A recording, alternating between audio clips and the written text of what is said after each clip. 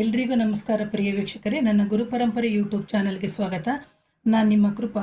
ಎಷ್ಟೋ ಜನ ಫೋನ್ ಮಾಡಿ ಕೇಳ್ತಿರ್ತಾರೆ, ಮೇಡಮ್ ನಮಗೆ ವರಮಾನನೇ ಇಲ್ಲ, ಅಥವಾ ಸಂಪಾದನೆನೇ ಇಲ್ಲ, ಅಥವಾ ಬಂದಂಥ ಹಣ ನನ್ನ ಕೈಲಿ ಉಳಿತಾನೇ ಇಲ್ಲ, ಹೀಗೆ ಬರುತ್ತೆ ಆಗ ಹೋಗ್ತಾ ಇರುತ್ತೆ, ಏನು ಮಾಡಬೇಕು ಅಂತ. ನೋಡಿ, ವರಮಾನ ಅಂತ ಹೇಳಿದಾಗ ನಾವು ನಮ್ಮ ಸ್ವಂತ ಸಂಪಾದನೆಯೇ ಬೇರೆ.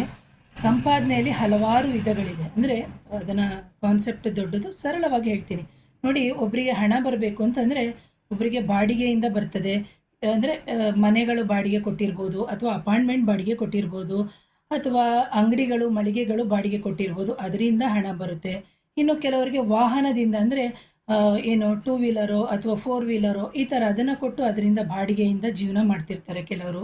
ಇನ್ನು ಕೆಲವರು ತಂದೆ ತಾಯಿಂದಿರು ಕೊಡ್ತಾರೆ, ಕೆಲವರು ಪ್ರೀತಿಯಿಂದನೂ ಕೊಡ್ಬೋದು, ಅಥವಾ ಕೆಲವರು ದಬ್ಬಾಳಿಕೆಯಿಂದ ಈಸ್ಕೊಳ್ಳುವಂಥದ್ದು ಇರುತ್ತೆ.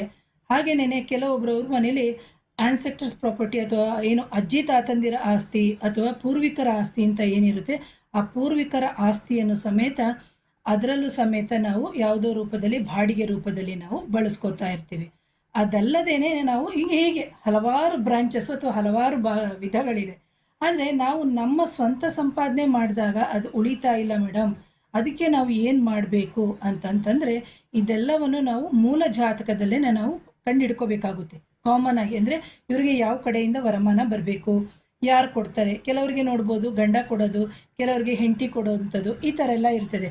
ಅಂತಹ ಸಂದರ್ಭದಲ್ಲಿ ನಾವು ನಮ್ಮ ಮೂಲ ಜಾತಕವನ್ನು ನಾವು ಮೊದಲಿಗೆ ಪರಿಶೀಲನೆ ಮಾಡ್ಕೋಬೇಕಾಗುತ್ತೆ. ಒಂದು. ಎರಡನೇದಾಗಿ, ಈ ಬಂದಂತಹ ಹಣ ಸಮೇತ ಈಗ ಪೂರ್ವಿಕರ ಆಸ್ತಿಯಿಂದ ಬರ್ತಾ ಇದೆ, ಆದರೂ ನಮಗೆ ನಿಲ್ತಾ ಇಲ್ಲ, ಅಥವಾ ನಾನು ಸಂಪಾದನೆ ಮಾಡ್ತೀನಿ ಅದೂ ನಿಲ್ತಾ ಇಲ್ಲ. ಅಂತಹ ಸಂದರ್ಭದಲ್ಲಿ ನಾವು ಯಾವ ರೀತಿ ನಮ್ಮ ಜೀವನದಲ್ಲಿ ನಾವು ಪರಿಹಾರಗಳನ್ನ ನಾವು ಮಾಡ್ಕೋಬೇಕು ಅಂತ ನಾನು ಮುಂದಿನ ದಿನಗಳಲ್ಲಿ ನನ್ನ 12 ರಾಶಿಗಳು, ಅಂದರೆ ಮೇಷ ರಾಶಿಯಿಂದ ಮೀನ ರಾಶಿ, ಮೇಷ, ವೃಷಭ, ಮಿಥುನ, ಕಟಕ, ಸಿಂಹ, ಕನ್ಯಾ, ತುಲಾ, ವೃಶ್ಚಿಕ, ಅದಾದಮೇಲೆ ಮಕರ, ಕುಂಭ, ಮೀನ, ಈ ಥರ ನಮ್ಮ 12 ರಾಶಿಗಳು ಏನಿದೆ, ಆ 12 ರಾಶಿಯವರು ತಮ್ಮ ಸಂಪಾದನೆಯನ್ನು ಯಾವ ರೀತಿ ಸೇವ್ ಮಾಡಬೇಕು, ಜೊತೆಗೆ ಯಾವ ವಿಧವಾಗಿ ಆ ವರಮಾನವನ್ನು ನಾವು ಹಿಡಿದಿಟ್ಕೋಬೇಕು, ನಮಗೆ ಬೇಕಾಗುವಂತಹ ಸಫಲತೆಗಳಿಗೆ ಹೇಗೆ ನಾವು ಮುಂದುವರಿಯುವಂಥದ್ದು ಅಂತೇಳ್ಬಿಟ್ಟು ನಾನು ನನ್ನ ಮುಂದಿನ ವಿಡಿಯೋದಲ್ಲಿ ತಿಳಿಸ್ತೀನಿ ಪ್ರಿಯ ವೀಕ್ಷಕರೇ.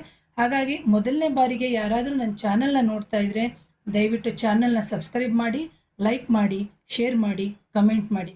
Thank you.